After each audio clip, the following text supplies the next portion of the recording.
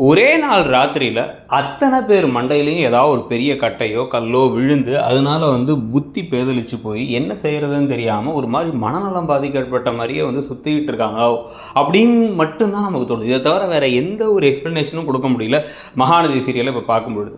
அதாவது விஜய் இப்போ திருப்பி எதுக்காக வரணும் இங்கே? அவர் இப்போ இங்கே பேசணும் அப்படின்னா ஏதோ ஒரு காரணத்தோடு தான் வரணும்.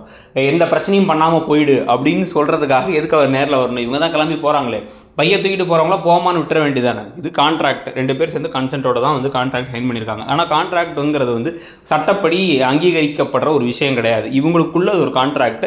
ஆனால் உலகத்தை பொறுத்த வரைக்கும் கல்யாணத்தை நிச்சயம் பண்ணிட்டாங்க. ஸோ அந்த ரெஜிஸ்டர் பண்ணிட்டாங்கன்னா அப்போ அதுக்கு டிவோர்ஸ் தான் அப்ளை பண்ணி ஆகணும்.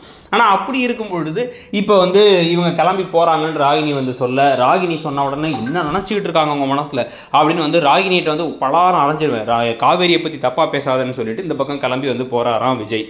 இதுக்கு நடுவில் குமரன் எப்படி அவருக்கு உண்மைகள்லாம் தெரியும் இந்த கான்ட்ராக்டை பற்றிங்கிறலாம் சொல்லிட்டு அந்த ஹாஸ்பிட்டலை வச்சுட்டு அவர் பேசும்பொழுது நிஜமாக மாறிட்டாருன்னு தான் தோணுச்சு அப்படின்னு சொல்லும் பொழுது, அப்போ நான் என்ன பொய் சொல்கிறேன்னா, நான் கேட்டேன், என் காதுபட கேட்டேன் அவன் பேசின வார்த்தையை அப்படின்னு திருப்பி பேசுகிறாங்க. இந்த பக்கம் வேறு குமரனுக்குலாம் மூளை இருக்கா இல்லையானே தெரில நமக்கு.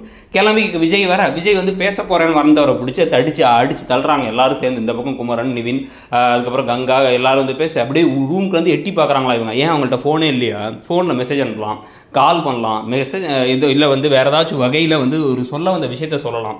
ஆனால் நம்மளையும் சேர்த்து லூசுன்னு நினச்சி எடுக்கிறாங்களா அந்த கதையேங்கிற கேள்வி வருது. உங்களுக்கு என்ன தோணுதுங்கிறத சொல்லுங்கள். அப்படியே கீழே இருக்க ஷாப்பிங் ஐக்கானை கிளிக் பண்ணியோ டிஸ்கிரிப்ஷன்லையோ இருக்கக்கூடிய ப்ராடக்ட்லாம் பார்த்துட்டு அந்த கதை தான் அப்படி போகுது. நம்ம வேலண்டைன்ஸ் டேக்காச்சும் நல்லதாக பர்ச்சேஸ் பண்ணிக்கலாம், நம்ம பர்ச்சேஸ் பண்ணிக்கோங்க. தேங்க்யூ.